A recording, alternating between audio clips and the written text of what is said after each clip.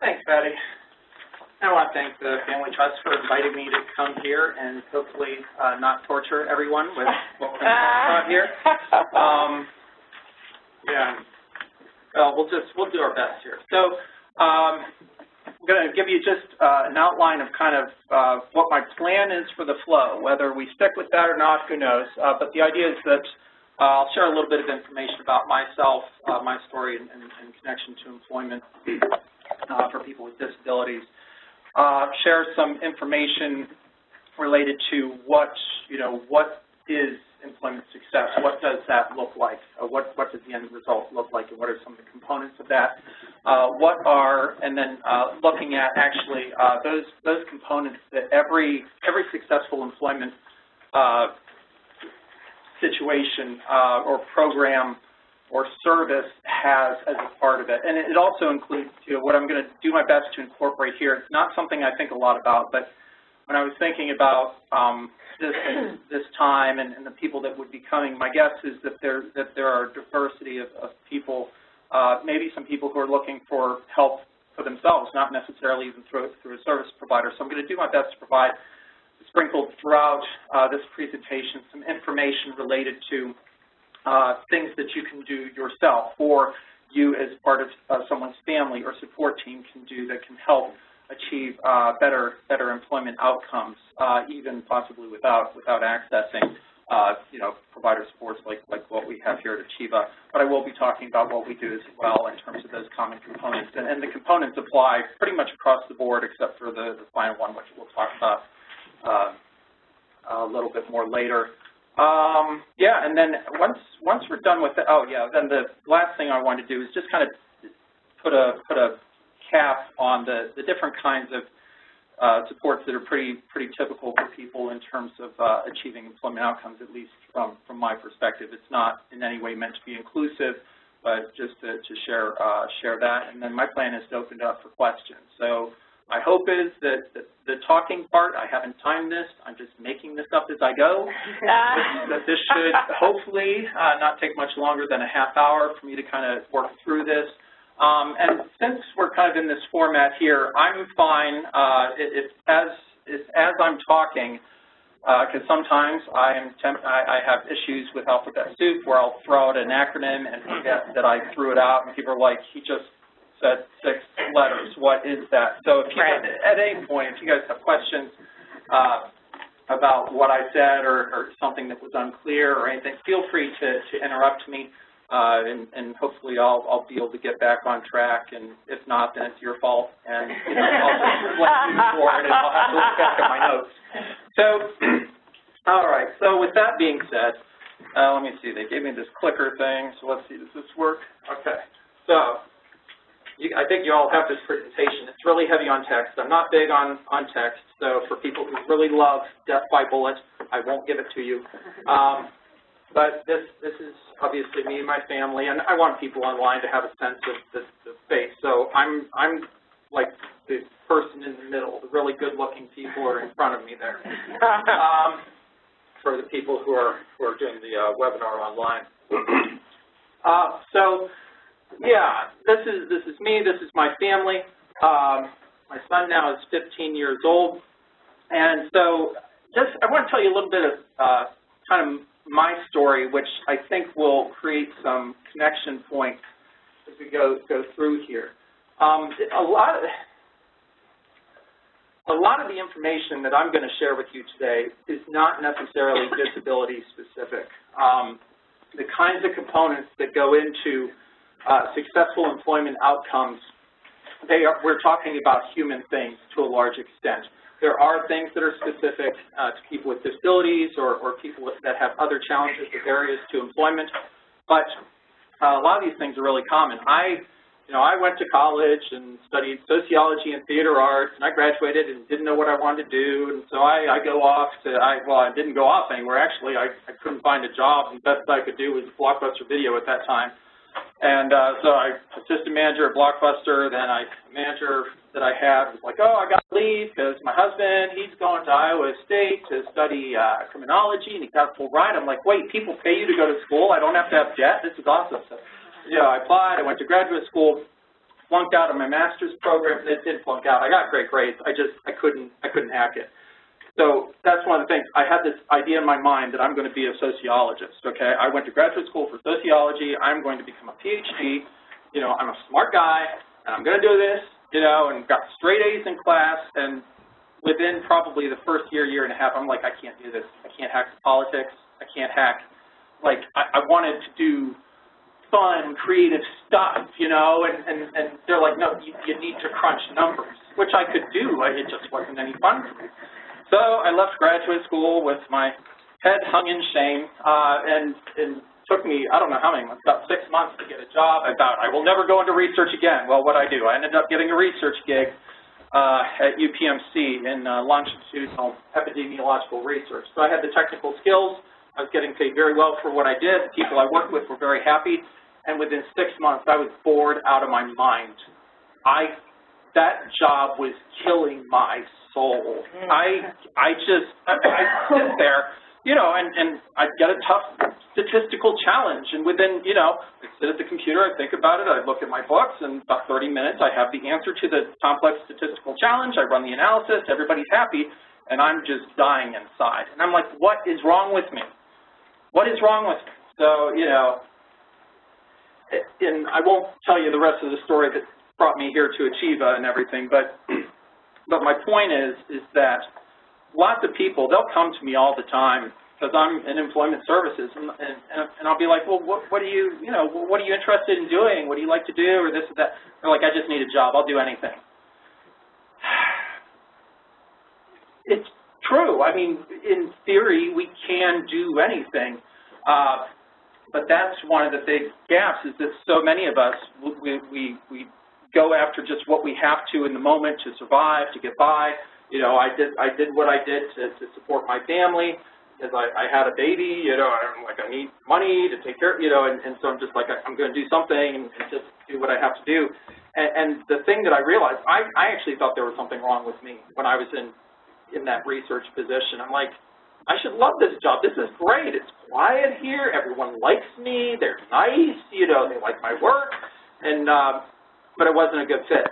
If you can't tell yet, I'm someone who thrives on change and variety. I like to improvise. I like to make it up as I go along. You know, and in longitudinal research, you can't do that. You can't make it up because it's like, no, we're measuring the variables every year. It has to be the same. I mean, it was actually the probably worst job fit for someone like me that's actually possible on the planet. Take someone like me and say, no, every year we have to do it the same, but well, can't we know? Can't we make no?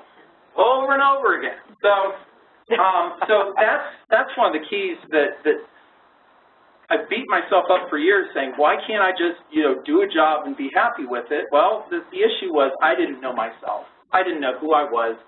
I didn't know the job seeker. So anyway, so what does employment success look like? I've got my cute little diagram here with the heart, and, you know, it's Valentine's Day coming up. I thought it was appropriate. So for me, it's really like when we talk to employers, and I've been a hiring manager for a long time, I mean, basically what most employers want is they want someone who wants to be there enough to do basically what needs done. You know, and the employee, what they want, kind of their half of the heart, is that they want someplace that wants them there that will, you know, give them enough good stuff for the not so great stuff that they have to deal with on their job, because that's life. You know, I mean, no job or career has everything that's sunshine and roses, and we don't have to deal with problems. I mean, if there's no problems, then there's no reason to have a job. So it's that balance. It's that match between who someone is, their interests, their talents, their skills, their positive personality traits. It's those things that are of value to employers, and then obviously the individual is looking, the employee is looking for money from the employer, but also to some extent looking for, you know, at least for me, I'm someone who has a high degree of need for meaning in my life, you know, and different people have different sliders, you know, in terms of their own values and all these different things that they need to have. But it's absolutely critical that either the job seeker know who they are in order to then look for opportunities that are a good match for that, or if an individual who's interested in working, you know, if that level of self-analysis is challenging, then it's really important for their team, their family, for the people around them to really have a clear idea of who they are, what their strengths are, you know, what their talents and skills and the kinds of tasks they enjoy doing, and things like that. So I kind of already jumped into my next thing here. So it's getting to know the job seeker. So, you know, if you are the job seeker and you're like, I want to know better how to do this, I mean, there's introspection, there are tools out there, there's group discovery, there are different avenues that people can take to get to know themselves better. Sometimes there are actually groups of job seekers that will come together to kind of work with each other, to get to know each other, to support each other as they engage in this process. Because again, you know, without that self-knowledge, we're going to be really challenged in terms of even when we get to the point of talking to employers. If I don't know who I am and what I have to truly offer and what really matters to me, what am I going to say to an employer? I need a job, and you have one, and I want it. I mean, you know, like employers are looking for more than that, you know, and that kind of self-analysis, it may seem, you know, I mean, I don't know, to some people maybe narcissistic or something, but it's absolutely essential, because if we don't know who we are, we can't communicate that to other people so that they can get a sense of like, can this person help me? Can we work together? Can we do this thing? So I talked kind of on the individual side. If you're that kind of person, there are different avenues and roads you can go. But there are also other services and supports out there for folks in terms of this self-discovery piece. So one of the things that we do at Achieva, just to give you a bit more specifics in this realm to think about it, they're called situational assessments, where we'll actually have someone that we're working with. We call them job explorers here at Achieva because they don't know what they want to do, but something that can help us and help them to gain some distinctions that can help in that are these situational assessments. So we have partnerships in the community. We'll take the job explorer. We'll go there for, it's like trying on a job. You go there for the day, you meet people, you talk to them, you try some different tasks on the job, and then at the end, we kind of process that whole experience. The employment specialist and the job explorer process that experience to see, well, you know, what made sense, what didn't make sense, and it relates to everything: environment, people, tasks, noises, you know, interior, exterior, whatever. All of those different factors can play in, you know, and again, it helps that job seeker to get a sense of what they like, what they don't like, because a lot of people that we work with at Achieva anyways, many of them have never worked before, or they have very limited work experience, so getting to actually experience real jobs in context in the community can be really helpful that way. Another tool that we have, it's an alternative to assessment, and a lot of you may have heard of it. It's called Discovery. Discovery is basically, it's a process whereby the basic question that we're trying to figure out for the individual is who is this person? And so Discovery is oftentimes used for people who have real complexities with regard to achieving employment. Maybe they have kind of multiple disabilities, multiple challenges that are feeding into that, where we really need to spend time with that person in context where they are already successful. So what comes out of that process is basically a profile document that talks about all the different things that make sense and that don't make sense for that person, that becomes then the foundation for a plan for actually developing employment. Yeah, and then let me see. I think those are the two main that I want to talk about at that point. And I mentioned before in terms of a self kind of assessment or process, group discovery. There's all kinds of different inventories and things out there.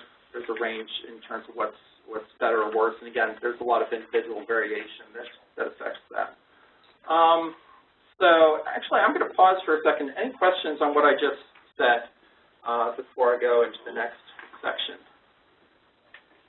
Yes? How do you sign up for the situational assessment? Okay, so the question was, how do we sign up for situational assessment? So there are a couple of ways. Depends on the funding that people have available to them. So lots of people will get that through the Office of Vocational Rehabilitation.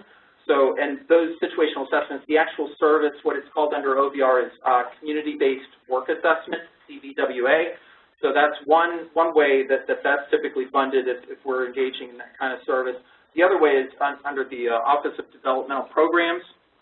There's an actual service called Career Assessment that's available for people that are eligible for that type of funding, and that type of funding it typically supports people with intellectual and or developmental disabilities, and that service, again, situational assessments is one of the things that we can do as part of that service. Great question. Yes? Do you have enough organizations that are willing to provide that work-based learning experience? At Achieva, we do. I'm not sure what our partner list is right now. It's always growing. I think we're around 60 partners. So the way that it works for us is that we'll connect. We're already connected with a whole bunch of partners, and we give our job explorers a menu to kind of choose from. But sometimes people are like, well, the thing I really want to try isn't on there. My example is always ethnomusicology. So, you know, I want to be involved in ethnomusicology. I don't even know what it is, but I love the way the word sounds. You know, it's very ethnomusicological. Okay, so, you know, it's like, okay, then we have to leverage our networks. We have to go out there, and we will develop new partnerships that way on a case-by-case basis when people need something that's outside of our typical realm that way. So, yeah. Did that answer your question? Okay. Yeah, and the question was, I think I forgot to repeat it. Do we have a lot of these partners in the community for these situational assessments? And at least at Achieva, we do. We're very grateful for all of our partners that do that, because it is no benefit to the business, except that it helps us to get to know the business. So, great. Okay, I'm going to go on here. So, getting to know employer needs. And these processes can run simultaneously. They don't have to be separate, but in order to create a relatively linear presentation here, I'm going to present them in sequence, or in a sequence, even though they can run concurrently. Getting to know employer needs. Employers hire people because they have needs. Most, I won't say all, but most employers, they don't hire people out of the goodness of their heart. They don't hire people for charity purposes. They have an organization to run. They have operations to maintain. They have finances. They have all these things. Whether they're for-profit, not-profit, doesn't matter. So really getting to know an employer's needs is really critical. And so for me, what I'll do is I'll start on the individual, and then I'll move more into the programmatic types of things. So one of the main ways that individual job seekers, say you're someone and you're like, you know what, I want to do this on my own and kind of just not engage in other services or supports or things. So one of the best tools that I'm aware of for that is what's called informational interviewing, which is using your networks. I mean, this is included in a general networking strategy, which we'll probably talk a little bit more about later. But when it comes to those informational interviews, it's about getting yourself in front of someone by talking to people you know. It's like, we'll use ethnomusicology. Okay, I really love that word. So, you know, I feel like I've done some research now on ethnomusicology, and I think I want to be involved in that field, and I need to know, like, do I need a degree? Do I not need a degree? What do I need? You know, what does this all look like? So then I start, you know, maybe I'm looking online, and I find, you know, an ethnomusicology professor at a local university, and maybe some way I finagle my way to have a conversation with them, which the nice thing about informational interviews is most employers or most people are really happy to talk about their work if they like it. If they don't like it, then that's a red flag. But anyways, you really want to find people who like what they do, and most people like talking about what they do that way. So in doing that, you then, you know, you schedule, say, maybe like 20 minutes, sit down with them, you have your questions about how did you get into this field, you know, what are the opportunities, what are the challenges, you know, are there you know, trends in the field that would be helpful to know, are there other people I should talk to? So this is a way to start to explore this question of getting to know employer needs. Not necessarily even for that employer, but even for a field. So that's kind of the main tool that I think of when I think about kind of doing this on my own. But if you're looking to engage other services and things to kind of help or support this, I mean, basically in the world of supported employment, customized employment, kind of the world where I basically dwell, we call it job development. And what it involves is building relationships with employers, making initial contact, following up with that contact, getting to know those employers, building relationships to the point where employers actually are willing to allow us to come in and do what we would call job analysis, looking at jobs, looking at opportunities that they have, either to look at opportunities or challenges that they're aware of, but also, particularly in customized employment, what a lot of times happens is you'll go in and you'll notice, you'll ask questions, you'll see someone working over there, and you'll be able to ask the question, well, does that person make more than $12 an hour doing that task? And they'll say yes or no. If they say yes, that could be pretty exciting, okay?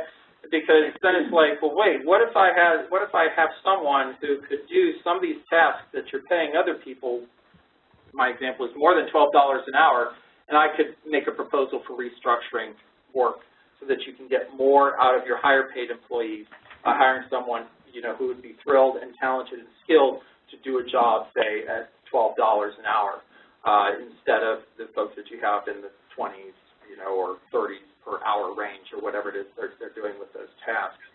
So that's a big part of what we're doing is getting to know employers. We have to get inside. We have to see what's going on in order to make this match, because in terms of the model I'm presenting here, I've gotten to know the individual job seeker, and I have a good sense of their strengths and what would make sense for them on the job, and now I'm like looking at employers, and now I'm trying to make a match, and basically between there is some kind of gap. And so I have to run a gap analysis to say, well, what things have to be different or change in order to make a match between this particular individual and the we'll call them the unmet needs of the employer on this side. Can I do that? And the tools that we use in the world of supported and customized employment, we call them interventions. So one of them could be specialized training, like systematic instruction, really intensive training in order to help someone build the neural pathways in order to learn how to do complex tasks by really breaking them down, analyzing them, and then providing very consistent instruction. That's a big tool. But there are also other things like job modifications or adaptations where someone could do something. If we change the piece of equipment, of course, all these things have to be negotiated with the employer. We don't just walk in and say, well, you're going to do all this. It's like, no, the employer, it's their workplace, it's their world, everything is negotiated. So we're always making proposals and then seeing what we can negotiate in a way that's going to create a good job match, that creates that value, that part, of what makes sense for the job seeker, what makes sense for the employer. So job development, okay. I think I might have missed some stuff. I might come back to it here. But that's what I was getting to, I guess. Okay, I've already jumped here. Matching the job seeker contributions to the employer. That's where we're looking at making proposals. And some of you may have noticed at this point that the model that I'm proposing, it's, in my experience, and this even applies to how I got my job at Achieva, it applies to several different, actually a whole bunch of employment situations. I got my jobs because of who I knew. Who I knew was the key. I'm not saying it always was. I have gotten jobs by applying for them, and that is one of the doorways by which we can achieve employment outcomes is through a standardized application process. But a lot of us, and I know it's true for myself personally, and a lot of people that I know, we get jobs because we know someone. Someone says, hey, so-and-so is looking for such and such. Oh, they are? Okay, well, can, talk to them. And, I mean, my first job, I didn't even have an interview, The local landscaper said to my dad, does Bill want a job? And he's like, he sure as heck does. That was my senior year, and he's like, well, have him come down and see me. So I went down, we talked, and he's like, okay, you can start on Monday. And I'm like, this is awesome. I thought it worked like that all the time. Obviously, we're all here because it doesn't work like that all the time. That's actually the only time in my life it ever works that way. I'd love to just have people be like, hey, you want this job? Yeah, sure, no. Okay.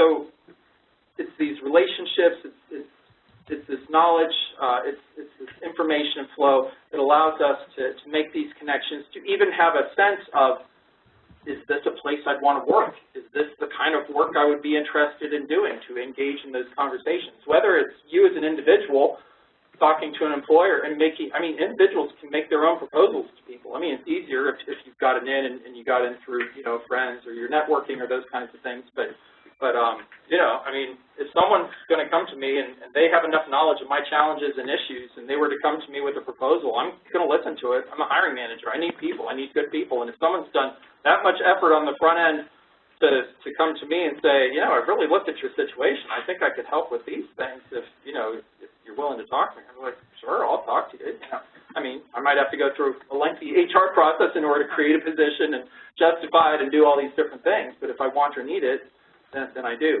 But a lot of times that's what employment specialists, like under customized employment or supported employment, are doing for folks, is really building these connections, bridging that gap between the job seeker and the employer, looking for those unmet needs, looking to make that connection. Okay.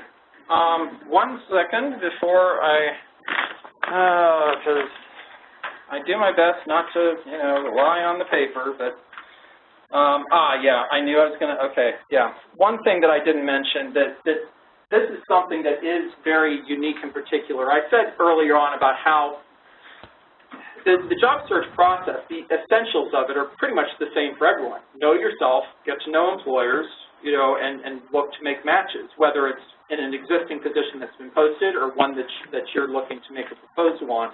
But the one thing that's a bit different, at least in my world, is a lot of the people that we work with, it relates to those interventions. A lot of folks that we work with here at Achieva, they benefit from having, it's called job coaching or supported employment services or instruction on the job. So actually helping them maybe through their orientation phase, maybe providing instruction. We've got some folks, I mean, sometimes we provide a few hours, sometimes we're providing lots of instruction to people for weeks or months on their job until they own it, until they really know those things, until all the different interventions are in place to allow that person to succeed in that job long term, so that we can then fade our support so that it is truly their job and achieve what we would call independence, or I like complicated phrases like functional interdependence on the job, like we all have.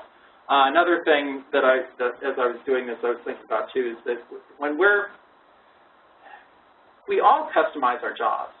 Like, and we use this phrase customized employment, and people think it's something radically different from what everybody does. But I mean, you know, all of us, mostly when we get a job, like, we start to informally negotiate, like, you know what, so-and-so's really good at this. I'm going to kind of move some of this stuff over there, and other people are like, hey, Bill's kind of good at this stuff. He likes doing this, so I'm going to move this. You know, so we, in the flow of life and work, we customize our jobs. The thing is, with people with complex support needs on their job, a lot of times what we have to do is these processes of discovery, customized employment, job development, the job analysis, and the making of proposals and the negotiation of these things are meant to do more of that customization up front in order to give someone the best chance of success on their job.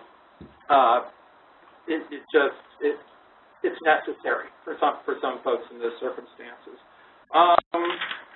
Let's see. And okay, yeah, I know. I should have added a couple of slides that would have helped me. But anyway, I told you I'm making this up. So the major models for employment would be, like I talked about, either ourselves working on these things, engaging in networking, building relationships, learning about ourselves, learning about employers' needs, until we get to the point where we've done informational interviews and we've learned what's going on at an employer. So that's a possibility. Customized employment is that more intense process that usually starts with discovery, leading to customized job development, leading to usually what will be long-term supports on the job, but looking to also maximize what we call natural supports on the job, meaning that the workplace, the environment, the people, the relationships, all of these things help support that person in their job, along with whatever interventions we incorporate. Another model that we use here at Achieva is the employer employment service model. What that does is that I'll talk about ours. There are many different forms of this. I'll just talk about the one I'm most familiar with, which is Achieva's partnership with Giant Eagle Get-Go, where basically we've worked out a relationship where we have an embedded specialist inside Giant Eagle who knows Giant Eagle's operations and everything inside and out. Human resources, processes, all these things are known intimately. That then helps us to bridge a lot of these gaps. But again, this is a form of getting to know the employer and the needs. So that allows us to then, with Get-Go specifically, what we're doing is we're doing what's called job carving, where Get-Go recognizes that they could use some help with some tasks that could free up other people to do other functions in the job. So we took the job description, broke it up into all the different functions at each store, and people get to come in, try these things out. Actually, part of that process, which can be helpful for folks who don't do well at face-to-face interviews, like that level of communication, either verbally and or non-verbally, is just not helpful. So we'll a lot of times do working interviews where the person literally comes in and they can see, the employer gets to work with them and train them like they would any other employee, say on their first day, with job coaching supports there for them to get a sense of, oh yeah, this person, this could work, like, the personality, the culture fit, all these different things make sense. So that's a big part of what we do. Everything that we do under the Get-Go project involves a working interview, and actually we're implementing that with the project in Westmoreland to actually incorporate working interviews into all of those, the hiring process there for all the positions at the regular retail locations as well. So that's been something that we've got quite a few folks that are working, and a lot of them, in these carved positions, doing functions, doing tasks that are important to the business, that free up other folks to do things that are important to the business. And the retention outcomes on that have been incredible. I mean, we've had one person out of I think we're somewhere between a dozen and 15 that left. Everyone else has retained their position for, in most of these cases, well over 6 months now, in some cases for over 2 years under that model.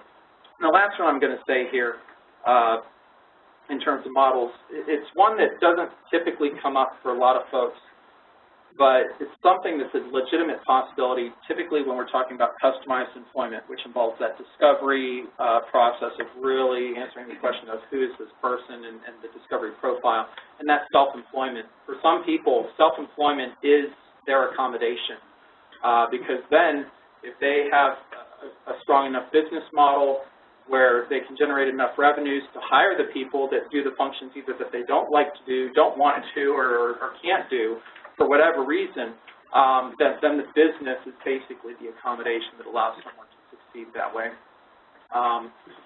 So I think I'm going to stop there. So we're, okay.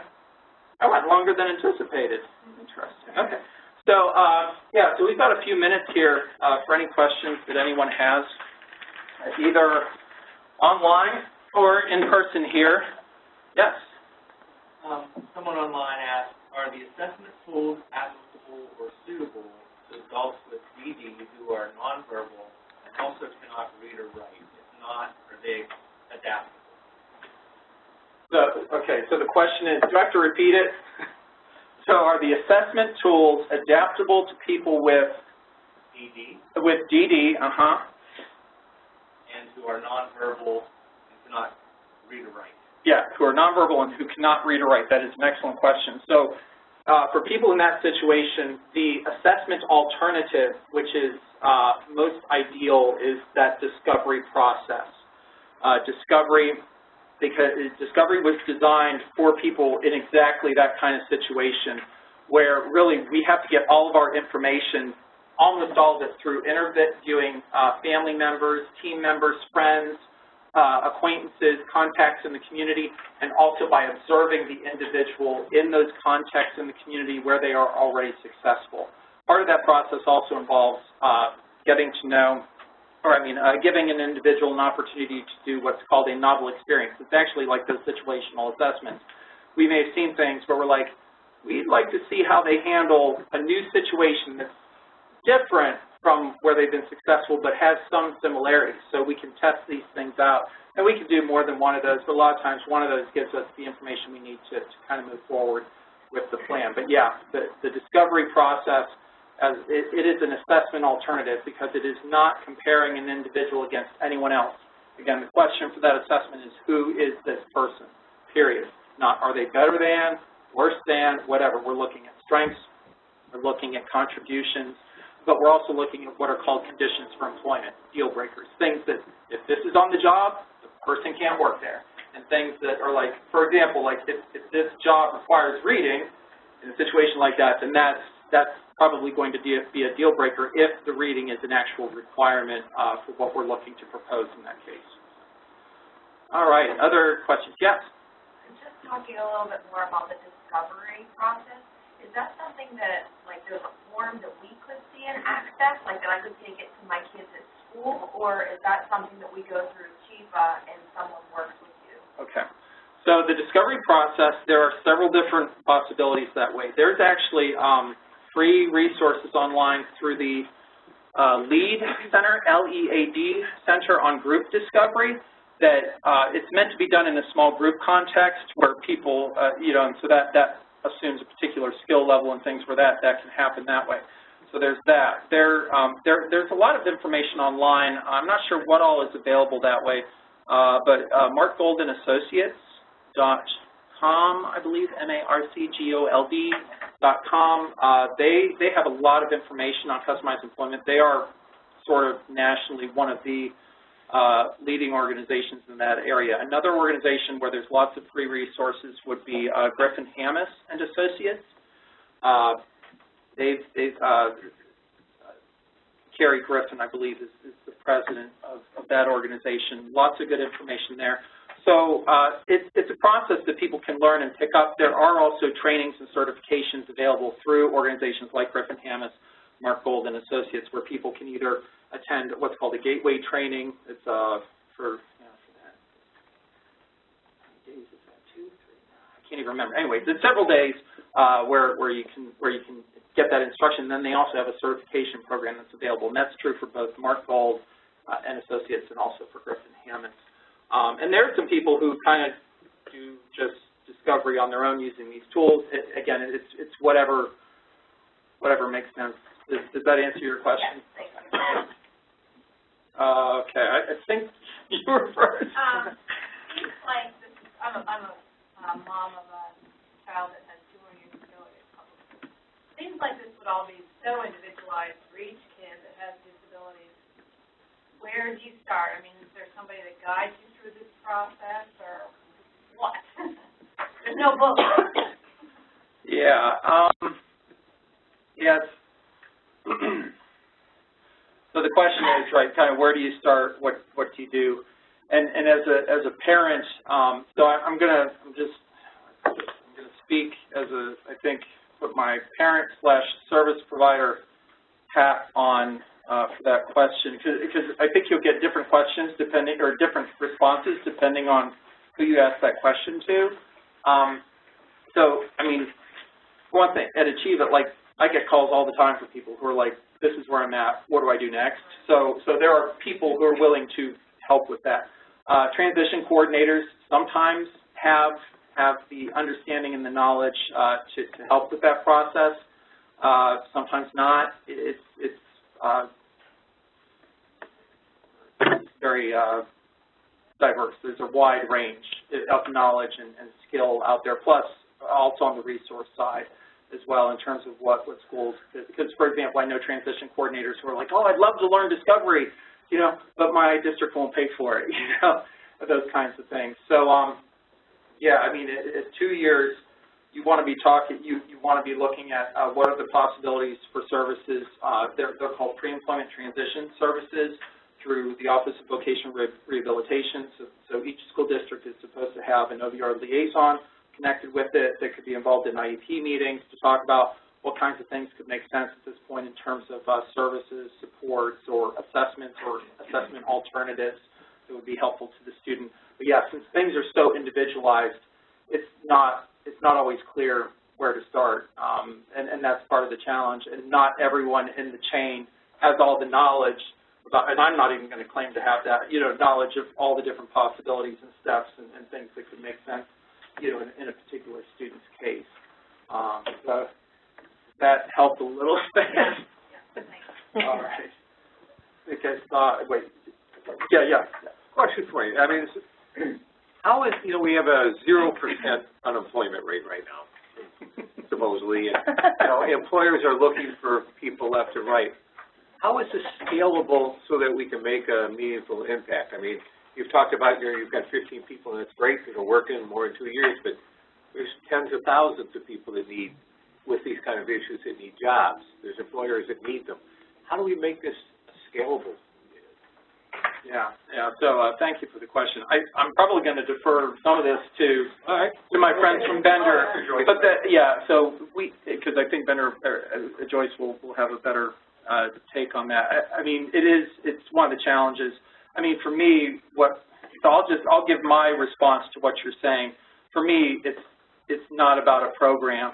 It's about a mindset, a cultural change. You know, at the whatever you want to call it, at the national cultural level, but working its way down into organizations, into their mindsets about things, because so many organizations are so, you know, very focused, and I'm not saying without good reason on very specific things and very specific job descriptions and job functions.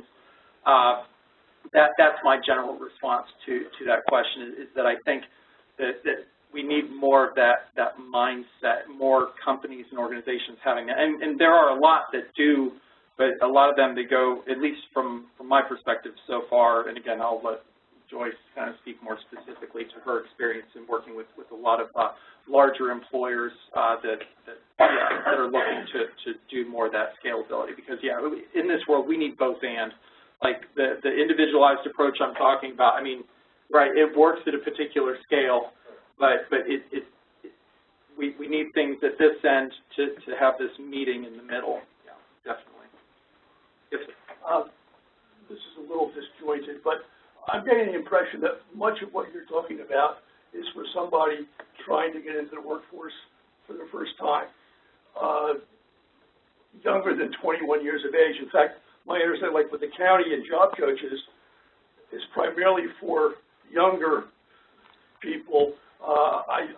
My son had been involved with something like that, but there was a point where it wasn't available because he was over 21. That's really secondary.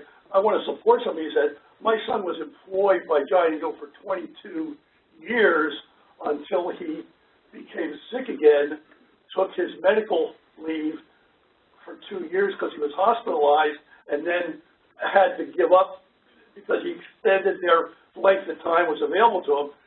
He's 46 years old and is at a point now where he'd like to get back into the workforce. Where do these services apply to the older person trying to get into the workforce as opposed to somebody trying to go in for the first time? And as an aside, in my son's mind, it was his job at Giant Eagle that drove him crazy, that had to take off. So unfortunately, he doesn't want to go back to Giant Eagle, which would be ideal because he had the perfect situation, except in his mind, which is a little different than our minds as far as rationalizing things. Yeah, so the question has to do with age. And really, we at Achieva, we are engaged, basically, trying to think about everything that I've talked about. We are applying these tools, these techniques, these processes across the age span. We've got folks that we're working with on the younger side where we're doing discovery and situational assessments leading into it. But we're also doing this with people we've got some folks with some decent work history where sometimes the cases they're very clear. They're like, I want to do what I was doing before. Well, maybe you can, maybe you can't, and we can explore that. But then there's also people who are like, you know what, that was okay what I did, but I want to change. And so for those folks, again, things like discovery can be completely viable. Things like those situational assessments and career assessment type possibilities are totally viable for them to look at these things again, if that makes sense. Sometimes people will come to us where they're like, this is what I did. I don't want to do assessments because I know who I am. I'm clear on that part of the picture.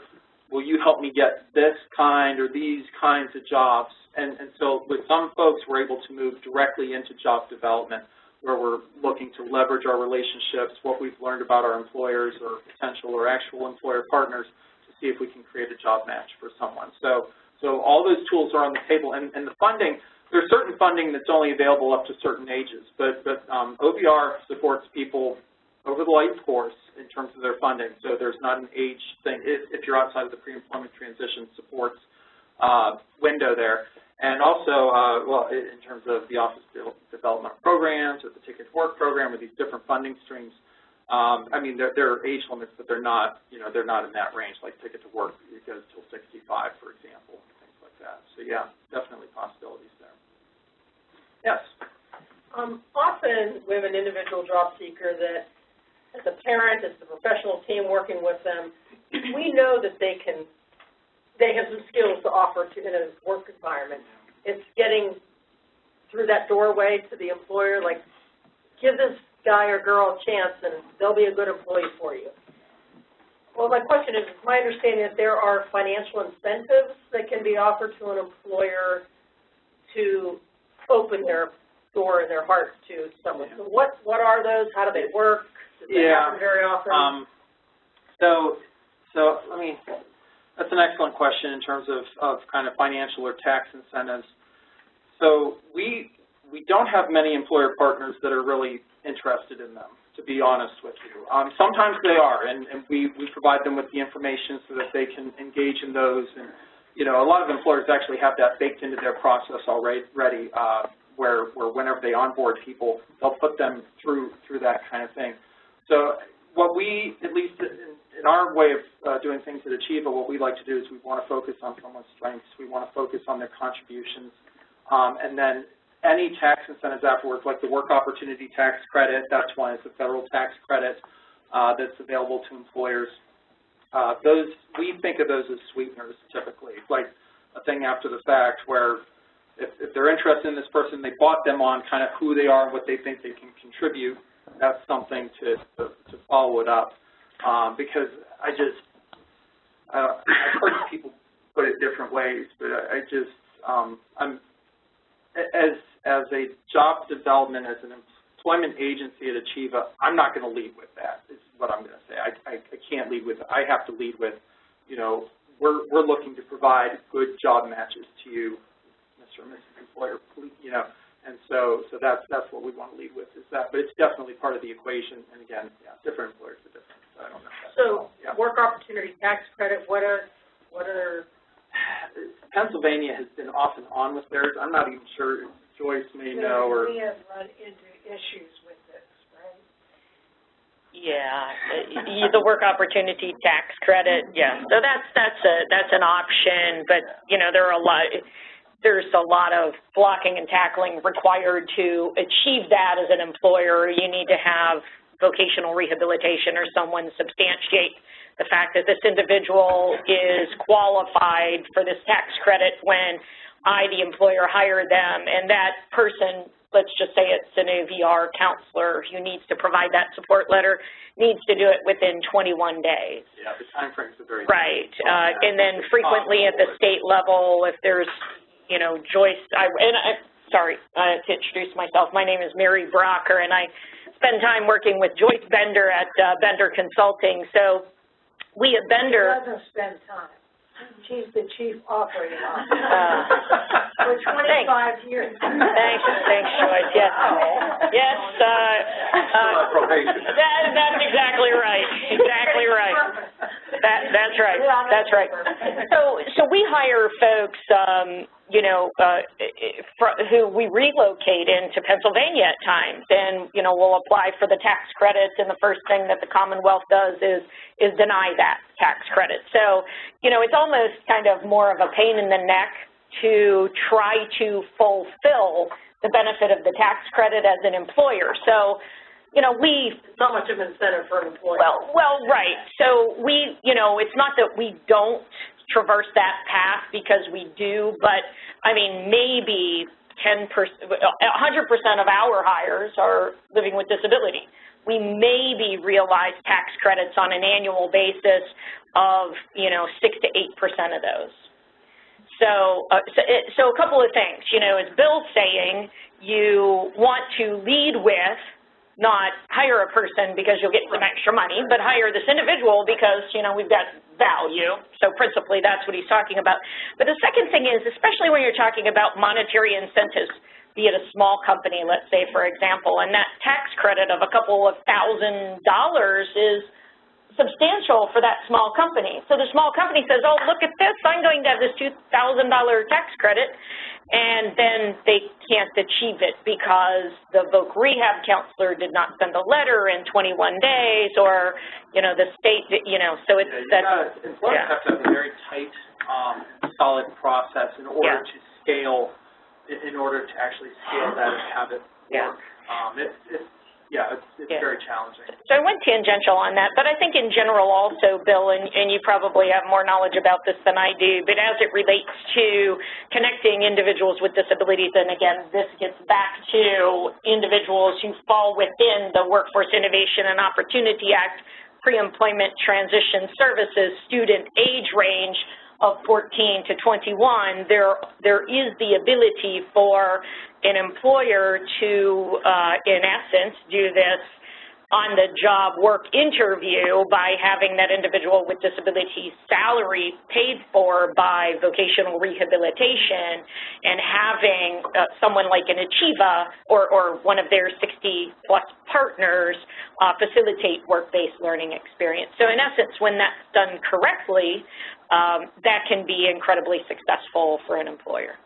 So that'd be the only other thing I would say. Yeah, there's the form, there's the work-based learning experience under the pre-employment transition, and then there's also, in cases where people don't necessarily need what would be called supported employment services, OVR also has a type of funding called OJT, on-the-job training funds that are available as well, that are sometimes helpful to employers. Again, I'm always looking to lead with, you know, the value of the individual, but those things can be helpful to people, you know, if they're like, gosh, I really want to do this, but like, oh, well, there's these things that can help to at least give this person a chance, to your point, get in the door, you know, to get a chance to show what I can do.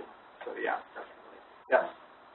I work with the Career Link, and there are 3 things that you can get at the Career Link, and you don't have to go through the OVR process or any long entanglement paperwork to get there. And just what you were saying about tax credits, for small employers, tax credits are a waste of time. Larger employers, like Walmart, if you go on the online application to Walmart, some of the questions they're asking are because there is tax credits. The 3 things that are there, it's just what Bill said, the OJT, it's on-the-job training contract, and if an employer is paying $12 or more an hour, you can put an agreement together with that employer for on-the-job training, which means that employer will be reimbursed 50% of that salary while the person is being trained. So, for example, if you're a welder and you know 2 types of welding, need to know a 3rd one, you could do it. Or if you have a handicap and you need a little extra time getting trained, you can use the OJT. Or years ago I worked with refugees, and there are language barriers, and so you had to have workarounds for them. You can do the OJTs. So just remember OJT, on-the-job training contract, and if you are working with someone and an employer, go to the Career Link and tell them that, you know, you need help getting an on-the-job training contract. That would be the one thing. And then the next thing is apprenticeships. The governor is pushing apprenticeships in Pennsylvania, and there are people located at the Career Links. The one in Pittsburgh is at Allegheny East and Forest Hills, and apprenticeships are, if you can get your foot in the door of an apprenticeship, that's the way to go. And the third thing are mini trainings. If you go into the Career Link and say you're looking for training, they generally have $4,000 to $6,000 kinds of deals where you can get a mini training. For example, a truck driver needing a CDL, that would fit in there. Or if you were doing data processing, those kind of mini things, not a, you know, a 2-year-long program, but whatever, $4,000 to $6,000 will cover. Those kinds of trainings are available. So, by the apprenticeships, are you talking like electricians, carpenters, those kind of apprenticeships? Yeah, there are a variety of apprenticeships, and it's just growing. There's states just making a push this year. But yeah, some of them are through unions, some of them are not. But if you just call and ask to speak to the person who deals with apprenticeships, right now I know at Allegheny East, the guy's name is Jim Reese, and he can tell you where, you know, where they are. But the OJTs, the apprenticeships, and then those mini trainings are just great. You know, you go in and you get it paid for. And the qualifications and the paperwork are minimal. So just wanted to add that. Yeah, thank you. So, wow, this went fast for me. Probably not for you, but anyway, I had fun. So thank you all for. Oh, do I? I know. We're up against my time. That's okay. Oh, yeah. All right. If we got other questions, then I'm gonna take it. Thank you. Were there other questions? Yeah. I have a son who is not considered individual with disability. He is not. But he has just mental health job. And it prevents him actually get interview or talking about the job. So where I should go is that how I can help him. He finished his education last December, and he didn't get much help from school. He finished. So is there any path I can, the career link I can start? But I'm not looking for the training as a machinist, a mechanic. You know, he has education that he would like to apply to, but he's not disabled. He's not received the disability status. Okay, so your son. Could you Paraphrase. Yeah. So do you want me to repeat the question? Yeah, sure. So her son has does not have a disability where he is receiving disability support, but he does have mental health disability. He has completed his education. He's a machinist and. No. Complete his education at the Art Institute. Okay. Yeah, and now I don't know how to help him. Okay. Yeah. So he has his education, but that's the thing. So I mean he has a mental. What education? Art Institute. Okay. Art Institute education. So and he's got a mental health diagnosis. Is that? Yes, it's all that he has. Okay.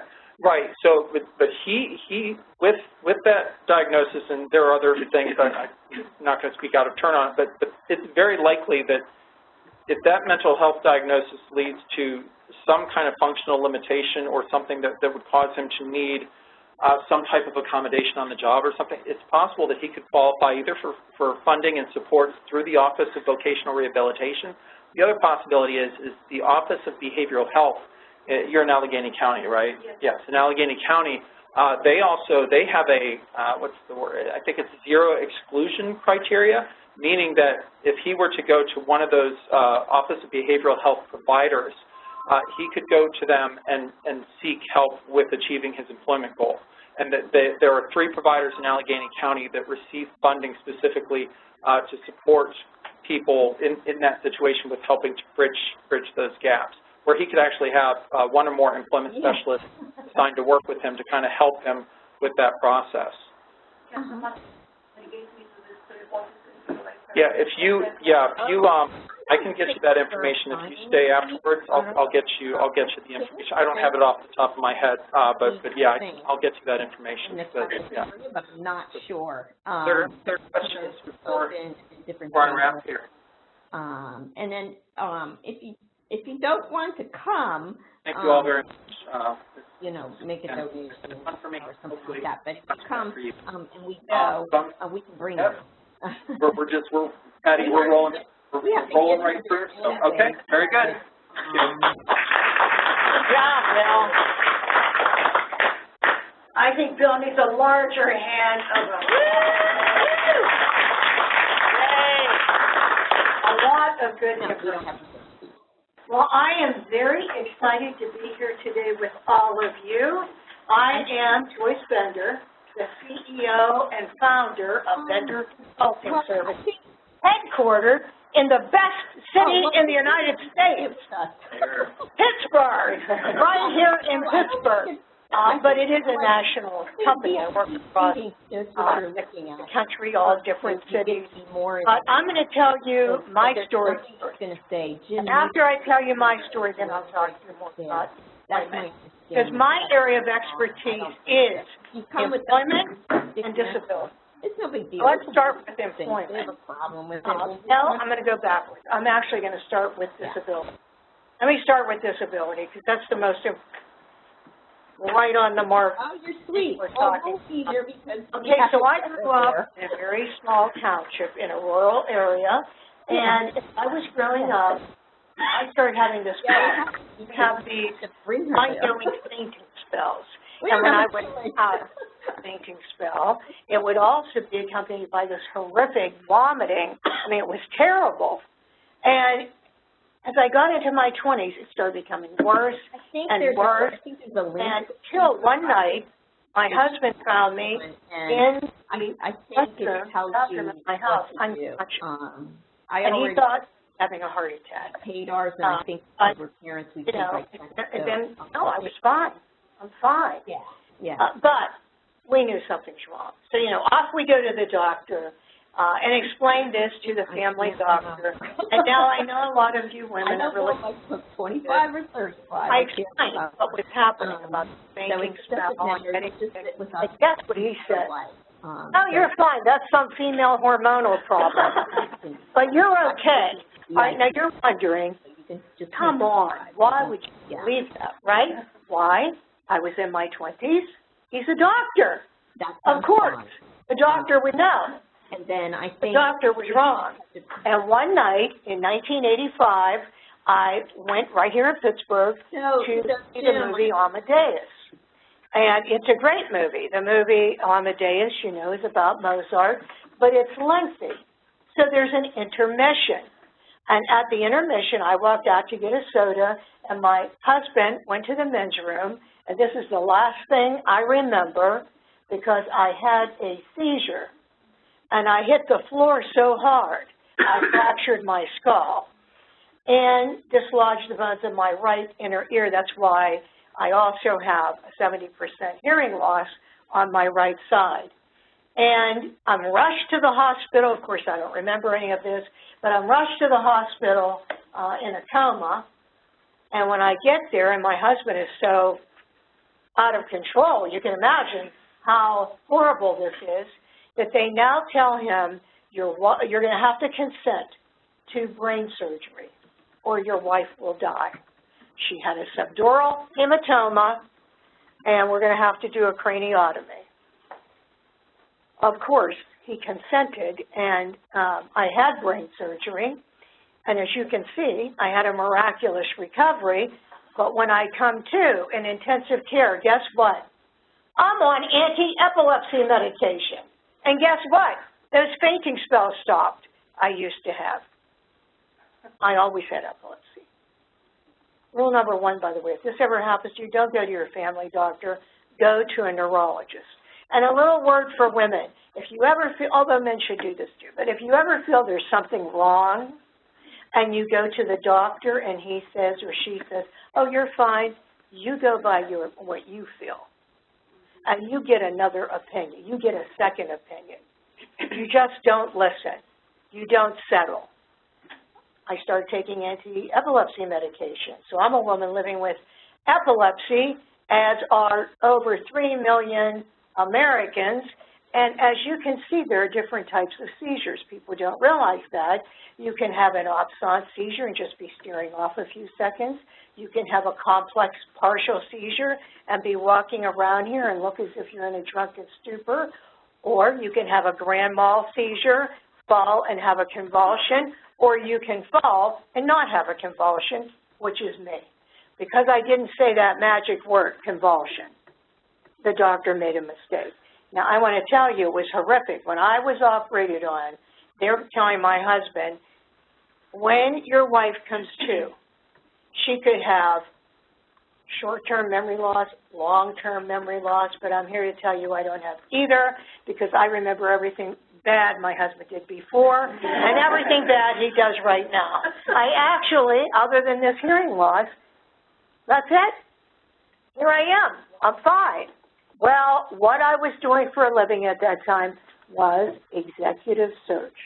In other words, I was finding high-level individuals trained in the computer field for corporations. So they would come to me, pay me to find people.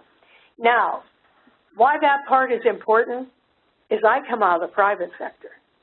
I come out of the business world.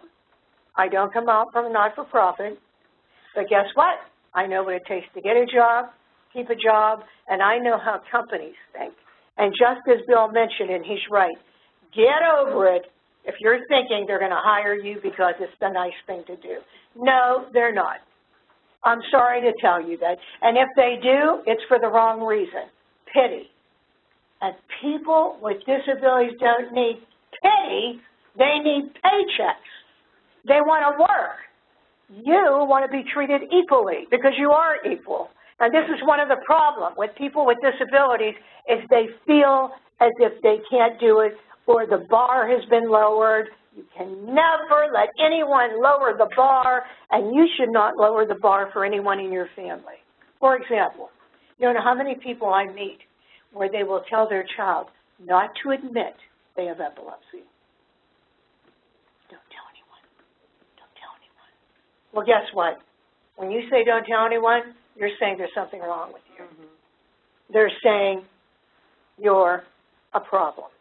You should be ashamed. Well, that's not going to help anyone, is it? Because all that's going to do is make you feel you can't do it. That's going to limit what you can think you are able to do.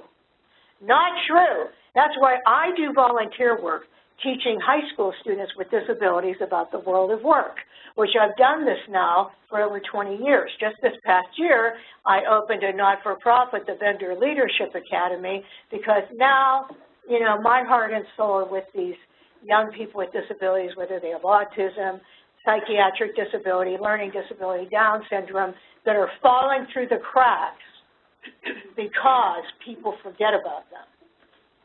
And, you know, I tell them, I just taught a class, actually, yesterday. One of the companies I teach it at for the Beaver Valley School District is at Calgon Carbon.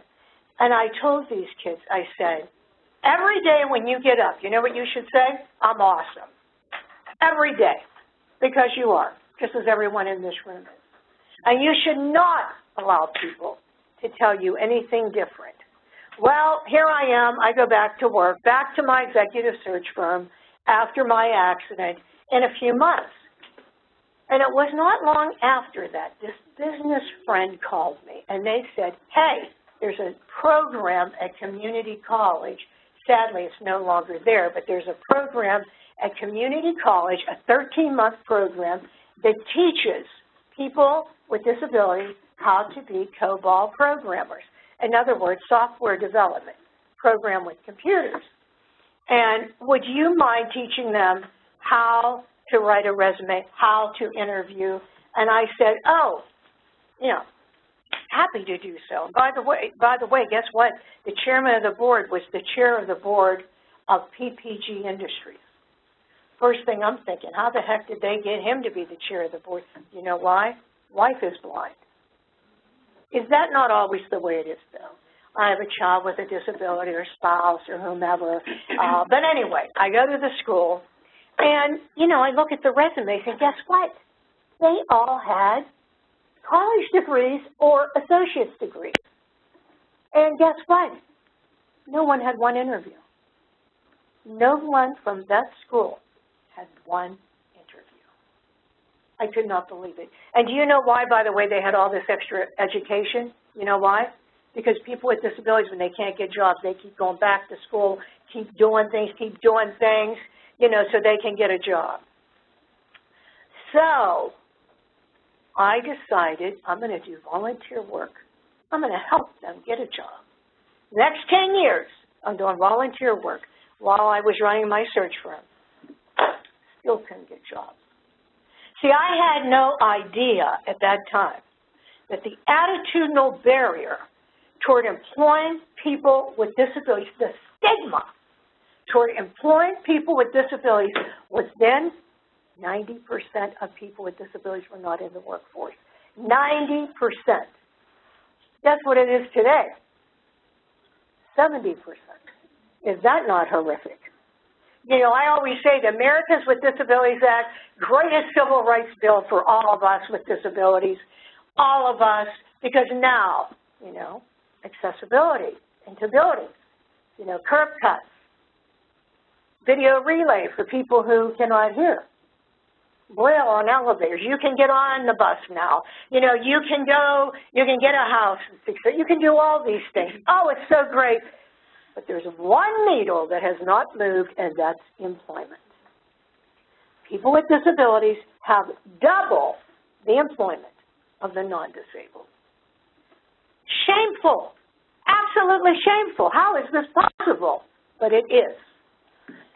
So after 10 years of doing volunteer work, I said, that's it. I actually got angry. It's so funny. My anger is how I started Bender Consulting Services.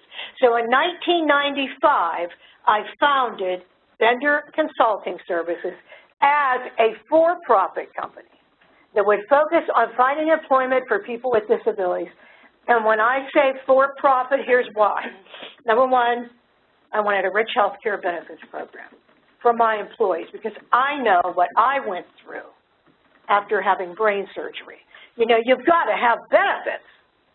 So, rich benefits program. Number two, no pity. You know, I didn't want to go to people and then think like I'm a charity or people with disabilities, it's a charity. Now, don't get me wrong, like Achieva. I love their name, by the way. Achieva. Achieving employment, achieving quality of life. Achievement. I love that name. You need not-for-profits. I'm the chair of the board of the Epilepsy Association right here in Pittsburgh. So, of course, you need not-for-profits. But I'm about employment. I'm on this crusade for employment. And I wanted to make sure people were paid equally. Now, I work in IT, finance, accounting, engineering, but I'm going to tell you about other areas when I'm done here. But those are the areas that I was starting out with Bender Consulting Services. How the heck am I going to get started? So, now I go to the CEO of Highmark. At that time, it was Blue Cross of Western Pennsylvania.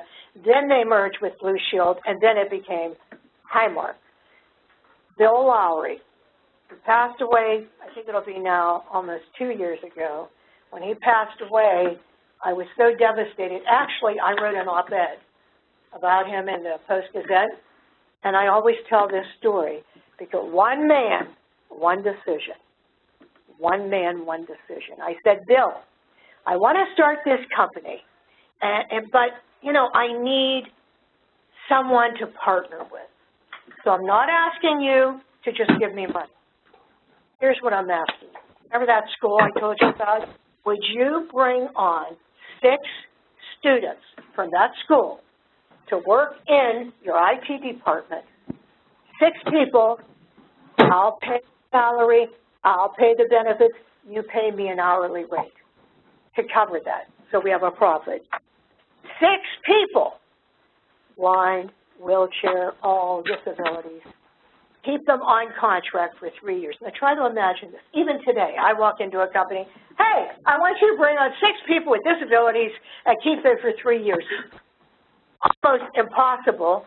And when I did this, it was 1995. Only 5 years after the ADA was signed. Only 5 years. Well, let's think about it. We'll get back to you. You know how long it took? 1 day. 1 day, that's all. 1 day to say yes. One man, one decision. Now today, when an embassy anywhere in the world is looking for an expert on the employment of people with disabilities, the U.S. State Department frequently calls me and sends me and this person that works for me a little bit, Mary. We go to that embassy with the U.S. State Department. And why they send me is to speak throughout the country on people with disabilities, hiring people with disabilities, and that people with disabilities are people. They have dignity. So they've sent me to Indonesia, Japan,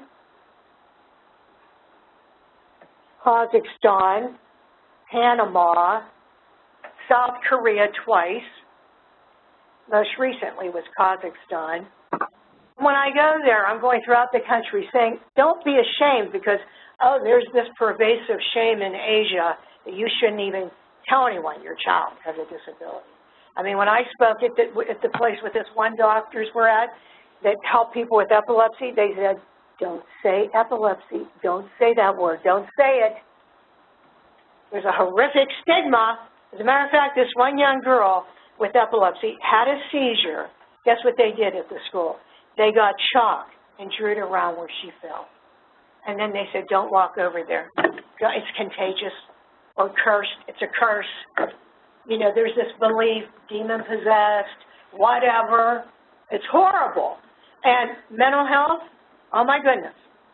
They had this huge institution in Kazakhstan with 700 people with, like me, epilepsy and mental health issues. Women over here, 700 people, men over here. Now, you know why, right? Because God forbid we'd have a baby. Then you're perpetuating this horrible thing. On lockdown, can't get married, can't work. I mean, unbelievably horrible. So, yes, the stigma in these countries are 50 years or more behind us, but we've still got it right here. Or we wouldn't have 70% of people with disabilities not counted in the workforce. So let's get back to Bill Lowry. One man, one decision. Do you think he ever imagined that I would be speaking in Kazakhstan? Do you think he ever imagined I would have a radio show that 17 different countries listen to? Do you think he would ever think this company would become national? That's why when he passed away, I was so devastated. But I always say to people, in your life, you will have one decision. You will have that time to make one decision. I always tell employers, hey, you're going to interview someone with a disability. You have that chance to make one decision. Do you know I found employment for a young man that graduated from the University of Pittsburgh with a degree in, guess what, chemical engineering. And still he wasn't finding employment. Do you know why? Legally blind. Now, Calgon Carbon did hire him, and he became very successful. And you know what I tell other companies now? Stout. You missed out on a great employee. That's why I so hated when I hear people say, in Pittsburgh, we have 30,000 unfilled jobs. Oh, my goodness, where are we going to find people? How will we fill these jobs? You know, I saw one presentation in Pittsburgh. We have so many awards here in Pittsburgh. You know, friendliest city, so many things. I love Pittsburgh.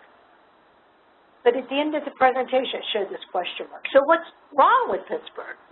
Well, we can't find enough people to fill these jobs. I always want to jump up and down and scream and wave my hand and say, hey, here we are. People with disabilities, yeah, we can fill those jobs. We can fill those jobs. That was so great. I'm sorry, what's your first name? Barb. Barb, that was so great when you gave those examples because you mentioned welding, right? A person with a disability can be trained to be a welder and start 40, 50,000, 60,000, 80,000. How do I know? Calgon can't find them. Calgon cannot find enough welders. Or apprentice carpentry. You know, I always tell these young people with disabilities, hey, don't worry if you don't get a degree. You could still get a good job. You could be a plumber and make more than your parents with a degree. We are here. We are here. We can do these jobs. So I started vendor consulting services, as I told you, in 1995, and I would go to companies and I would say, when you hire people with disabilities, you get a return on investment. People with disabilities are going to be there every day with a smile on their face. Like my employees, they'll be, whether it's at Covestro or any company in the United States, because we work with Northrop Grumman, Wells Fargo, Cigna, all across the country, United Technologies Corporation in Connecticut. Do you know it's always my employees that work first? Yeah, I'll never forget, there was this big snow day in Pittsburgh, and one of my friends that's a director at Highmark said, I'm going to go in, and I'm seeing these lines in the snow. What the heck are these lines in the snow? I get up there, there's your employee in a wheelchair. No one else is there. He's there. I say, yeah, you know why? I'll tell you why. Because when you hire someone with a disability that has been oppressed, because when you're not hired and left out, you're oppressed. You're never free in this country till you can work. What's the number one question you're asked? What's your name, right? What's number two? What do you do? What do you do? What do you do? And it's really terrible when that answer has to be nothing. Nothing. Disability and poverty go hand in hand. Oh, yeah, they do. They often go hand in hand. And by the way, that person I told you about, that they saw, okay. His name's Jamie. He's African-American. He's in a wheelchair, but he has to put his hands behind him to operate the wheelchair. It's like a remote control. That's what it looks like. Because he has so much spasticity from cerebral palsy that he can't even operate his power wheelchair. So he does. That's why you see him zooming down the street. You'll say, what the heck is that guy doing? And he does have significant disability. He cannot speak. He can, but very difficult to understand him. When I met him, and I want to tell you, this story was told at the White House during the Obama administration because Valerie Jarrett came here to Pittsburgh and I introduced them. Okay, I met him on his resume. This is what it says at the bottom. I will accept $10,000 a year because of my disability. Okay, guess what his education is? Master's degree in rehab and technology from the University of Pittsburgh, but he'll accept $10,000 a year. Because the first thing I said, whoever told you it's off. She doesn't want to work in the library. I hired him, and you can tell. A developer at Highmark, using what would look to you like a thing, which is actually reporting to a job. That's how he programs. It's hard for me to imagine. But when she's saying successful. She can't, she has never. How dedicated he is. Remember I said people with disabilities. And I get it. She has some other things she's so thankful Jason loves to work. I think we picked up something. People with disabilities want to work. Guess what Jamie did? We had 2 channels of entertainment there. Jamie was going to work here in Pittsburgh, going down the sidewalk, the wheelchair breaks. Oh, my goodness. People are trying to stop, help him. They can't understand what he's saying. They can't help him. So he tells them, get the police. Police come. He says, get an ambulance. He went to Highmark on a stretcher because he didn't want to miss work. That's what I mean about people with disabilities being left out. And I took Ted Kennedy Jr. to Highmark to meet the CEO, and this is what he said. Ted, I've seen people leave Highmark on a stretcher, but I've never seen them come to work on a stretcher. Now, fortunately, when he got there, they were able to, repair his wheelchair. But why they told that at the White House is about dedication. what it means to be left out is a terrible thing. So, but by the way, Jamie really only has one disability. You know what it is? He's a Dallas Cowboys fan. And I always tell him, Jamie, don't tell anyone that. You're never going to find a girl. And when he was on the Jerome Bettis show, Jerome Bettis said, if you take off that Dallas Cowboys jacket you wear every single show you've been to, I'll give you my jacket. Yeah, so I don't think he listened. I'll tell you, I don't think he listened, because I found out the CEO of Highmark, David Holberg, who, people don't know this, but he's also a Dallas Cowboys fan, because he's from Texas. Guess what he did? He got Jamie tickets to one of the football games in the box, in the Highmark box. Since Bill Lowry, every CEO at Highmark has stood behind me. John Browse, Kim Milani, Bill Winkenwerder, and now David Holberg. Everyone. And there will never be a CEO that said to me what David Holberg said the other day. Joyce, what do we have to do to hire more people with disabilities from you? You know, I don't see enough wheelchairs or service dogs or people signing. What do we have to do? I said, oh my God, if everyone in the United States would say that, we wouldn't have 70% of people with disabilities staying out of the workforce. So as I told you, I started here, now I work all across the United States, speak throughout the world, and occasionally I still have a seizure, but I am not ashamed I'm living with a disability. Epilepsy is just part of who I am. When I go to a company and they say to me, Joyce, you know what? We haven't hired people with disabilities before. Now you can help us. I'll say, oh, wait there. Yes, you have. They're working here right now. They have epilepsy, depression, bipolar disorder, MS, diabetes. I could go on forever. They're just not telling you because they're afraid you'll look at them differently. They're afraid you'll discriminate. That's why they're not telling you. So then I started doing so many other things. We have a software product called iDisability that we sell to companies to teach them how to work with and communicate to people with disabilities. My idea there is if I could break down the stigma, I could get people employed. You know what I mean? People to this day, they'll see someone with a service dog and they'll start this, here boy, here girl. You know, I say, yeah, do you see that, what they're wearing that says, I'm working? That means you don't go pet them. Or people have said to me, you have epilepsy. I can't even tell. You don't look sick. And I'll say, yeah, I know, it's a big surprise. I should have worn my E-badge so you know I have epilepsy. But people don't know. They don't. And I got news for you. There are people that don't want to know. They don't want to know. But we're going to change that because several things have happened that you may not know about. Number one, Section 503 of the Rehab Act tells contractors, federal contractors, which is probably every company in America you can think of, that they are required to have a 7% aspirational goal. Well, not that much was happening with this. With some companies, but they weren't all taking it seriously.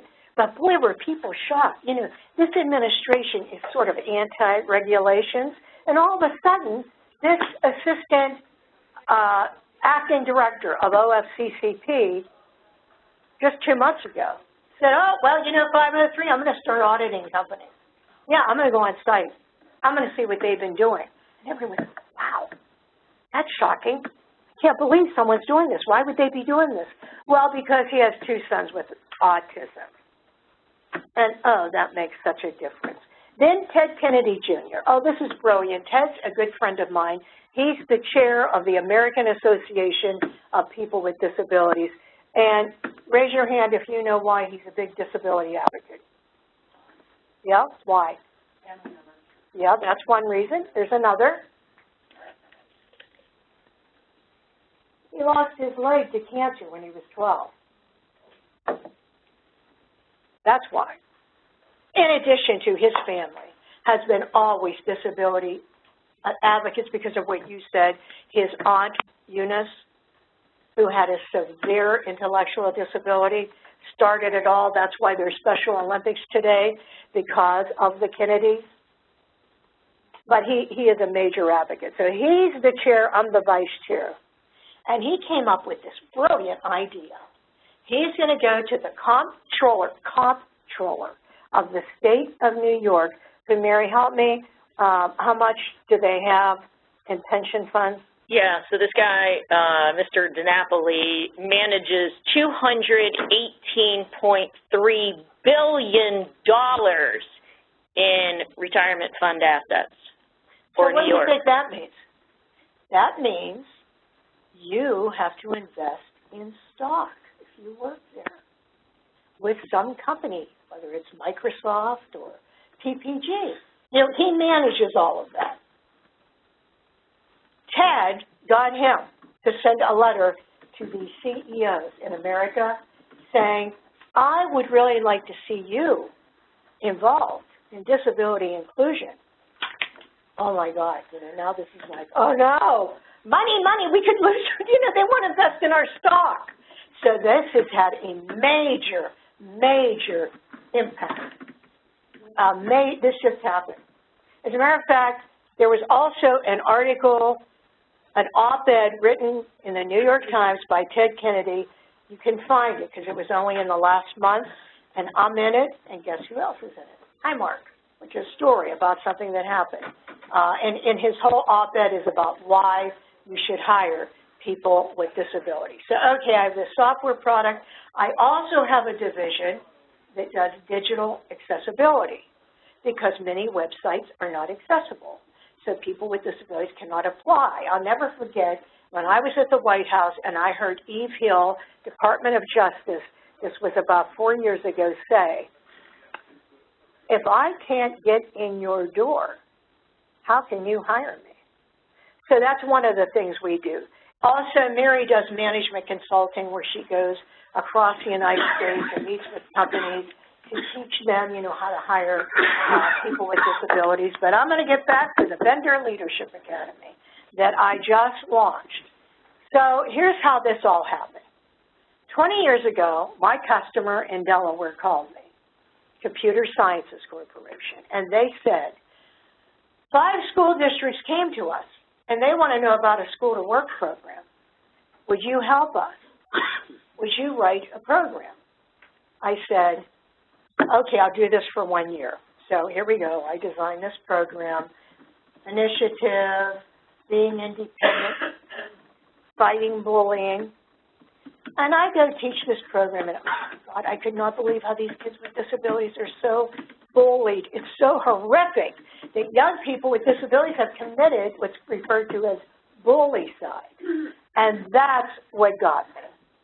So now I still do that class in Delaware, but Highmark, Pittsburgh Public School District, Covestro, Fox Chapel School District, which has the richest and the poorest because of the counties they're connected to, and Beaver School District at Calhoun. And I only teach 9 to 1, and then they have homework for the next month.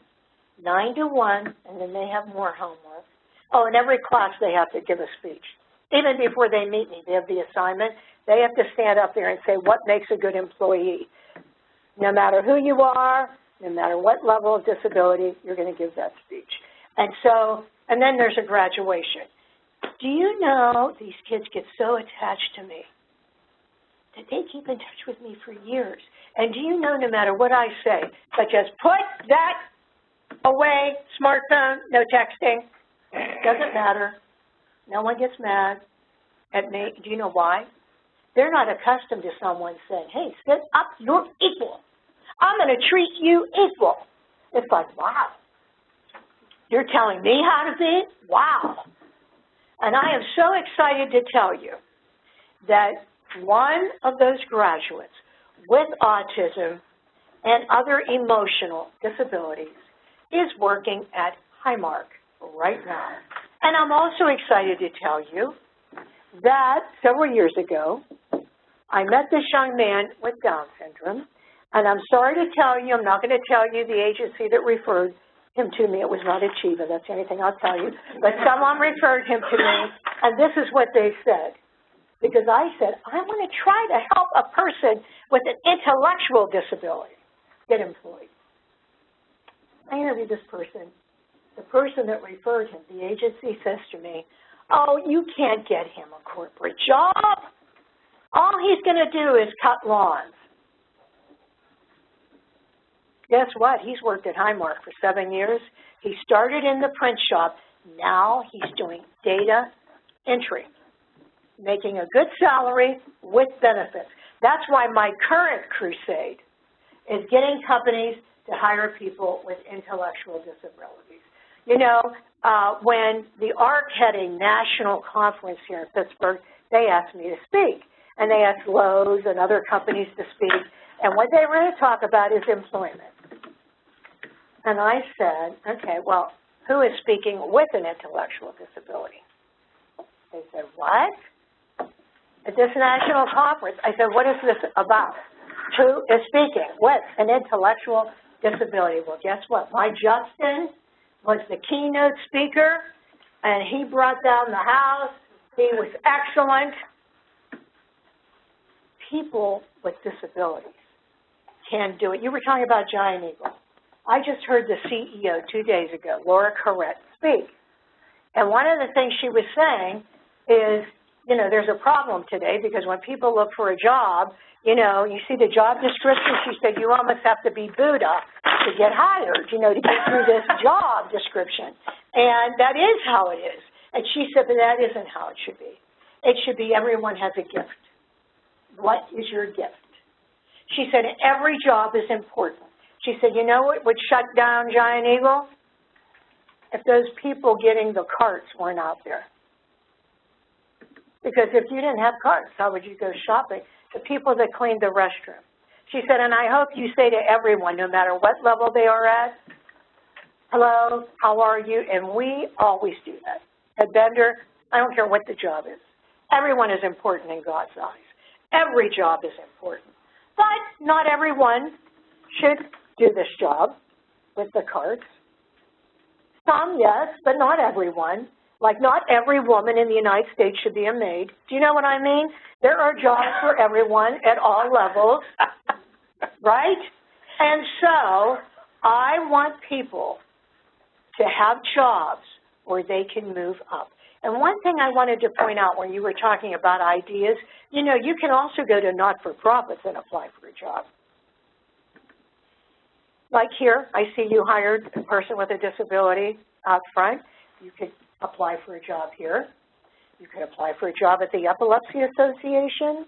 You could go to Best Buddies. You could go to there's so many not-for-profits in Pittsburgh, and you could go knock on that door with a suit or a tie and a jacket or a nice business outfit if you're a woman.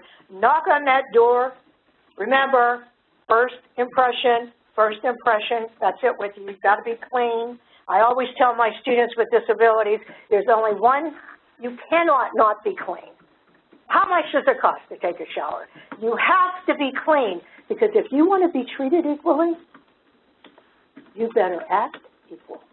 I tell them every day you should get up and say, I'm a manager. I'm a manager. And what would I want people to look like? Because if you look slovenly, you're not going to get hired, because I'm going to think, well, if you don't care about how you look, you won't care about the job. So you could go to any not-for-profit and volunteer work, by the way. You could go do volunteer work. I always tell people, if your child goes to the United Way or Salvation Army, whatever it is, and volunteers, they're probably going to meet business people. Because that day of caring, there are CEOs there. Oh, and they notice. They notice when you do volunteer work. They notice because I've seen people hire someone just because they were doing all this volunteer work. And I'm not saying you should do that forever. I'm just giving you an idea of how to break in and go to other not-for-profits, do volunteer work. You must have initiative. No one is going to come to you and give you the job, okay? If you're thinking that's not going to happen. Entitlement is not you. They're not going to come to you and say, here's the job. You have to have initiative. And what does that mean? That means you're getting on that computer. If you don't have one, go to the library. Like when someone says to me, I don't have one, I say, okay, did you ever hear of the library? With me, you're not going to get out of it. There's no excuse. You go, jobs in Pittsburgh, disability groups in Pittsburgh. You find jobs. You go apply for those jobs. I want to tell you about this one person with a learning disability and in a wheelchair and extremely poor. He wanted a job. So when this Walmart's opened, it was opening, he kept going to see first day. And then he saw first day, they're employing people. He said, well, I may not be able to be the manager, and I may not be able to be in finance, and I may not be able to be in the computer field, but I can be the greeter. So the first day, he goes. The day they're interviewing people, guess what he does? He's the greeter. Now, he's not being paid. Do you understand? He gets in there in his wheelchair, and as people would come in, he would say, hi, welcome to Walmart. I hope you're going to apply for a job. We would love to have you. Hello, welcome to Walmart. And he did this all day. So finally, someone came out to him that worked there and said, are you not being the greeter? He said, yes. He said, but you don't have a job here. Guess what his answer was? But I want one. And guess who's the greeter there? That's what I call about initiative. Initiative. And you have to be prepared. Preparation. Dress properly. And I tell my students, anything, like say it's a phone interview first, that battery's charged, you're ready to go, you know what you're going to say, you know what the job is. Look, folks, you've got to be prepared or you won't be hired. Why should you be? You know, if it's a not-for-profit, they still have to make money. You've got to do your part. You've got to do your part. You've got to be ready to go. You've got to be prepared. You have to be prepared. And if you're a parent, you cannot lower that bar and say, oh, well, they should help them. It's not going to happen. They have to be prepared. They have to be ready to go. So what I tell people when I'm teaching, whether it's high school students or adults, you're going to be at work every day early with a smile on your face. You're going to be dressed properly every day. You're going to go to work and you're going to be friendly because like no one wants to hire someone miserable. You're going to be accountable every day. No sitting around. You're not going to use the PC to play games. I mean, you're there to be productive at work. But the same thing when you go on an interview looking for a job. I'll give you an example. Remember I said about all these jobs that can't be filled? Okay. Panera, you walk past, you see all these signs, we need help. Target, we need help. This place, they need help. Apply for those jobs. Walk right in there and say, I'm going to tell you right now, if you hire me, I'm going to give you 100%. You may interview other people with other skills, but Bill, if you hire me, I'm going to be here every day, early, with a smile on my face. I am going to be the best person you could hire. That's what you have to say. That's what you have to say. You have to have pride, dignity in yourself. Why shouldn't you? You are awesome. People with disabilities are being discriminated against. Do you understand that? People with disabilities are not being hired because of this horrible stigma. That's why we're not going to sit back and be weak. No, sir. We're going to go out there and we're going to fight to get those jobs. We're not going to sit back and whine about it. We're not going to sit back and feel sorry. We're going to say, I'm coming after you. I want a job. I want a job. You've got to go in there with that attitude, but you've got to be prepared. You know, even no matter what the job is, if someone says, what do you know about the company? Or what do you know about this position? You can't say, your target? Yeah, you've got to be prepared. As a matter of fact, when people interview with us, one of our questions is, what do you know about vendor consulting? And if their answer is, I think you help people with disabilities, out, If you're dressed inappropriately, out. If you're late, out. And this is what I try to teach people with disabilities. You mentioned about adults.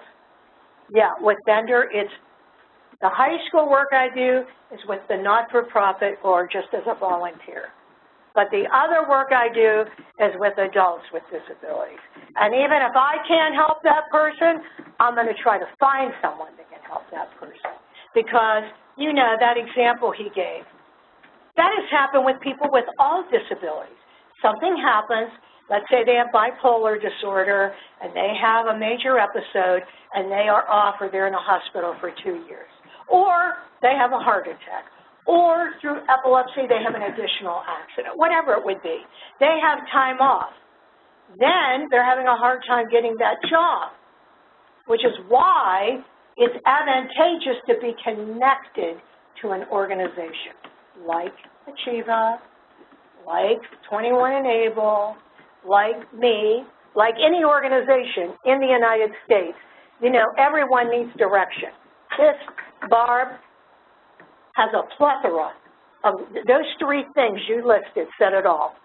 I mean, she would be my most popular favorite person if I were all of you, because she gave excellent examples, you know, like that training, the job she told about, but you know what, she told you, but like if you don't do anything about it, that's on you.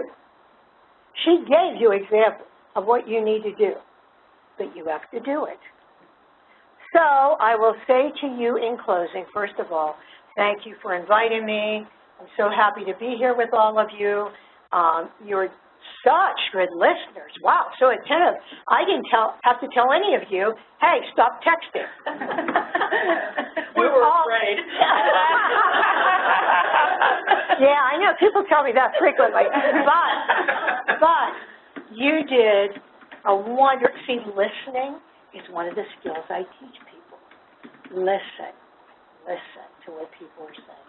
So anyway, thank you. I wish you a great day. I wish you a great change in your life, thinking how important you are, and I wish you the best. Thank you.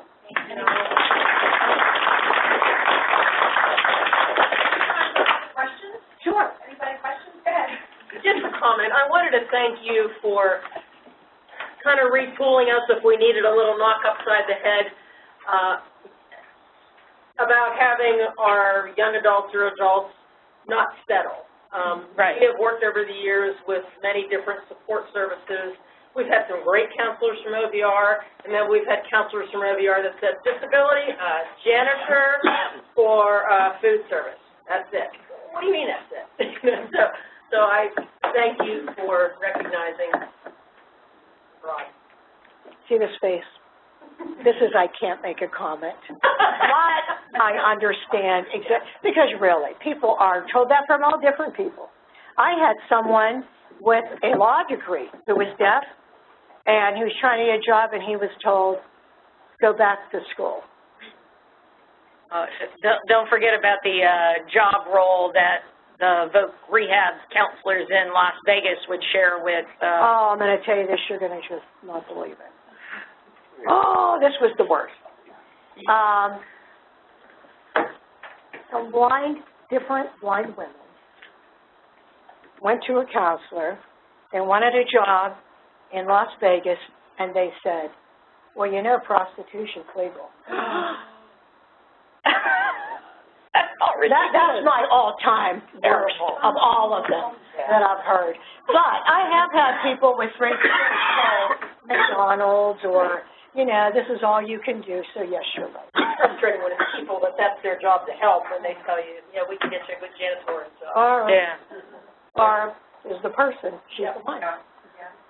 I wanted to make another comment, and your presentation was wonderful. I'm sitting here, and everything she said, anyway, the two, well, they aren't even disabilities, two barriers to employment are probably nothing anybody in here is associated with, because those two barriers are, number one, drugs, and number two, high turnover, job jumping. So if you look at the gas industry, oh, we need these people, we need these Well, they have people flooding in. But if you can't pass a drug test, are you really going to be around multi-million-dollar equipment in a place where you can blow up stuff? I don't think so. Yeah. Okay. Or if you have a nice quiet job like 911, if you have a disability, working at 911 emergency call centers, great place. Why? Because they train you like forever. The training takes forever. And what you do, they go in there, they go through the training, they work 3 months, and then they jump jobs. So you get somebody in a wheelchair, and we place somebody, they wheelchair, no problem. They go into 911. Are they there? Yes. They show up. Are they on time? Yes. They have to smile. Yes. They do what they're told to do, and they do it conscientiously. They take the training, and after the training, guess what? They stay there and they produce. At a 911 center, do you want somebody not showing up to work? So those skills and abilities, what she was saying, those are strengths that people with disabilities have. Yeah, I'm glad you brought that up about the drug part. Oh, yeah. One day, I get a phone call. My assistant comes in and says, Joyce, the national security wants to talk to you. I said, oh, my God, what? They're like the CIA, the NSA. I'm sure you've heard of the NSA. We're coming to Pittsburgh. We want to meet with you. They come. They say, you know what? We can't find enough people. They don't have a criminal background. They aren't passing drug tests. That was 10 years ago. Do you know, I still work with them, and they hire people with disabilities to be engineers, computer science, linguistics, and I always say, oh, my God, it doesn't get better than that. Americans with disabilities protecting our country. How great is that? But you are so right on. That is true. Everything she said is true. Okay, do you have any other questions before I leave today? So I just want to make a comment, too, if you don't mind. Your advice was just phenomenal, and all I can say is wow. And I should know, we heard for so long here, Trust, what a phenomenal speaker you were. And I know when we were trying to set this up with Joyce, we would call her staff, they were like, well, she's in Japan now speaking. So, the fact that we were like, wow, she's in Japan. So thank you so much, because, I really appreciate it. I know how busy you are, and just the time you took to be here with us here in Pittsburgh. And, the advice you gave is just phenomenal, and it's really applies to everyone, even if you don't have a disability. You have children without disabilities, because so often, there are some privileged kids out there that think, oh, I have this degree, so of course they're going to want me. And they don't really understand the value of being on time, showing up if you have sniffles. That doesn't count as a sick day if you have a sniffle or your ear hurts or whatever. So I think that is just so valuable for everyone. And a lot of times, kids in college, kids in high school that are traditional aren't getting that advice, from the high school or from the principal or an advisor. And I think that's just invaluable advice for everyone. Just show up, be on time, be clean.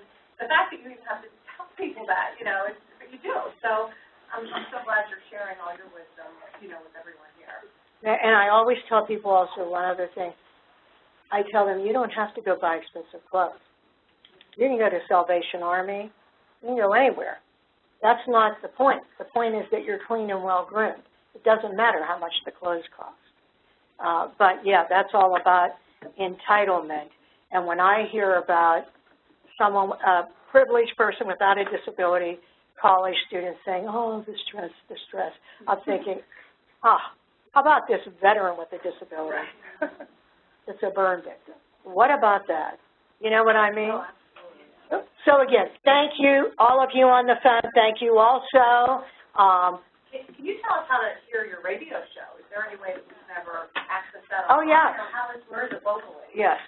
Well, it's actually, the studio is in, Tempe, Arizona. Because remember I told you it's heard throughout the world? So you go to voiceamerica.com, put in Joyce Bender, I'll come up. And you can hear my radio show every Tuesday from 2 to 3. Yes, I would appreciate it if you tell other people that, because you know what I'm trying to do? I'm trying to break down barriers That's what I'm trying to do. So every day at 2:30, the Pennsylvania Disability Rights Network, Perry Jude Radisick, calls in and gives an update on something happening. For example, about the ABLE Act, different things like that, but things people with disabilities should know. We call it Advocacy Matters, but it's like a CNN news break. You need to hear that. Okay, so if for some reason you can't hear it from 2 to 3, it's on demand. So you can get it from iTunes, or you can go to my website, benderconsult.com, if you can't hear it when it's live. If you do hear it when it's live, please feel free to call in and say hello. They tell the call-in number, 1-866-472-5788. Hello, welcome to the show. This is Joyce Bender. That's what you're going to hear. Okay? Hey, thank you, everyone. Thank you.